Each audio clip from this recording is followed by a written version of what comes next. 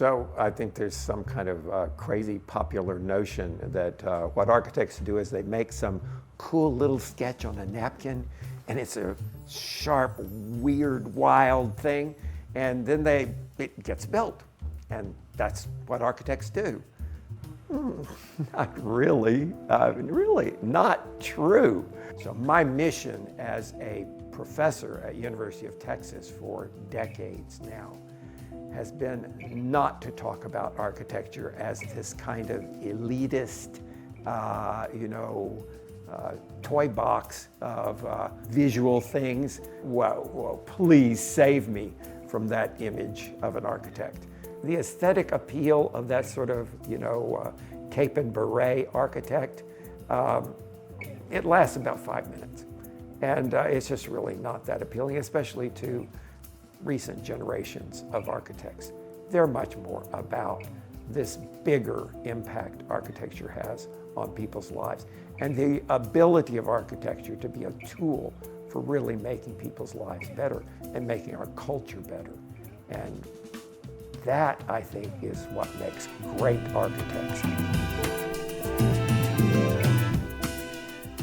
For Paige, what 44 East represents is a real kind of leap, what we would say in terms of a high-rise kind of becoming a little bit more aspirational. Every time we do a building, we don't just do a building, we do a piece of a bigger city.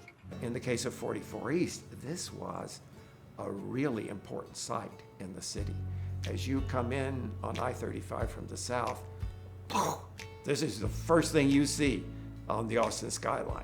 And we were conscious of that from day one. Oh my gosh, this is an introduction. This is what our city's about. This is what our downtown's about.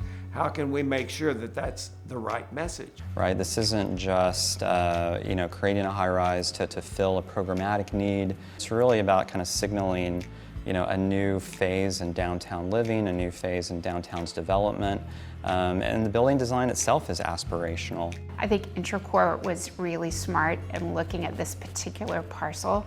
They came to us wanting a neighborhood building on the edge of a park. The first time we started walking around the site, we noticed this particular site has more of a neighborhood feel. So we felt we could really make a strong connection to Waller Creek Beach that's there, Lady Bird Lakes that's there, and really make more of a home. Before 44 East was in that particular spot, we had the water, we had the trail, but the piece of land had not been developed into a park-like setting. When Intracorp did reach out to us about this specific project on this site, slam dunk, no brainer. We were going to do whatever it took to be successful. And so when we were looking at the site analysis for 44 East Avenue, we had a lot of variables to look at. Most interestingly is we had an amenity such as Lady Bird Lake, something that we really wanted to kind of capture and capitalize on. Lady Bird Lake is our most valuable asset in downtown Austin. How can we make sure that not only the views from the building to the lake are amazing, but also the views from the lake to the building are amazing, and that it sits nicely along that hike and bike trail on Lady Bird Lake. Yeah, the exterior design and selection of the materials is an incredibly complicated process. We also have to look at it through multiple lenses. Can this be built? Can the owner afford this? How's the homeowner actually going to interact with this? So there's several hats that we start to wear and look through the lenses on and try to answer these questions. And so it involves several iterations. And so what does it take? How do we get through 30 iterations? It's really by having this kind of collective conversation of kind of outside, inside. When you think about a high-rise and you think about a multifamily tower in the city, it has so many different relationships with the city. There is that scale of driving across I-35 or MOPAC or looking at it from another building in a very urban context. It has a relationship with the skyline. The podium has a relationship of the scale of a neighborhood and of the lake and the park. But on the interior, the relationship is really between the sort of individual and their residents. And that gets to everything, even how the underside of a cabinet drawer pull feels. And those are equally important for Paige, and one of the fun things is thinking about it at the city and at the scale of this incredibly tactile thing that makes your life lovely and easy and pleasurable, or difficult in the wrong setting. There's also a technical component and kind of the science of architecture. These materials also have to perform very, very well from a sustainability and energy performance standpoint. We have such a privilege to really get to make things, spaces, buildings, fabric for cities that makes people's lives better, that creates community. And I think as a profession, we've realized how much impact we have on the planet. The truth is, the very most sustainable way to live is in a compact city, and to live in a way that you don't have that enormous impact on land consumption, on transportation consumption of energy, and on energy consumption in your unit itself. And water is a huge part of that. There are a number of features in the building, such as underneath the speed ramp to the garage, there's a 21,000 gallon rainwater harvesting cistern. For the most part, we have enough rain that almost the entirety of the irrigation can come from that rainwater harvesting. In addition to that, it's heating and cooling.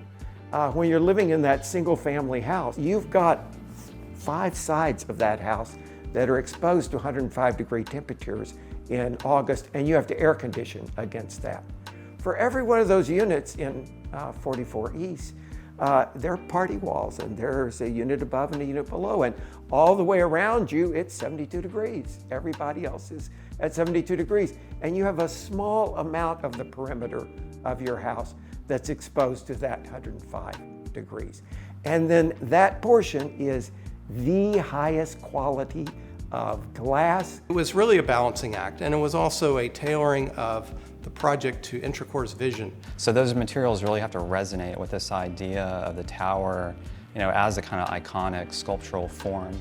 It's a Rubik's Cube to fit together and to make all of these things work, and it takes time, it takes talent. It isn't just about the way that it looks from the outside, not by any means. So our mission is all about making Austin a better place. And we have been so committed to Austin for so long. I mean, this firm was born in Austin. Started in Austin in 1898. Two people, the Page brothers. So we grew from a firm of 2 people to the firm that we are now. If you look at the number of buildings that over the 125 years our firm has produced in Austin, it's amazing. We've been able to shape the city. We're continually being able to give opportunities back to the city. So working with a very talented team in a really beautiful city is something that makes Page very, very special. I think our notion of buildings is that they're much more important for what they do than for what they are. They're activists. They make a difference in the world, and they substantially can make people's lives better. Their vision and their securing of the site was powerful, and we really wanted to be part of that. So it's been a great journey working with Intracorp. They've been an amazing client, and we have moved on to do more work with them.